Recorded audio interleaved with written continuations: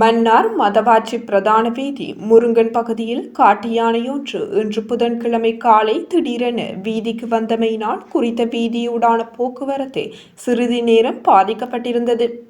முருங்கன் பண்ணையின் பின்பகுதியின் ஊடாக வந்த குறித்த யானை பண்ணையின் முன்பகுதிக்கு வந்து பண்ணையின் சுற்றுவேலியை உடைத்து கொண்டு மன்னார் முருகன் பிரதான வீதிக்கு வந்து சிறிது நேரத்தின் பின்னர் வீதியை கடந்தது.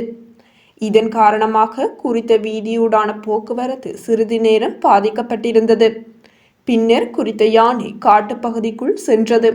கடந்த சில நாட்களாக மன்னார் மதவாச்சி பிரதான வீதியில் இரவு பகல் பாராது காட்டு யானையின் திடீர் நடமாட்டம் அதிகரித்துள்ள நிலையில் மக்களை அவதானமாக பயணிக்குமாறு சமூக ஆர்வலர்கள் எச்சரிக்கை விடுத்துள்ளனர்.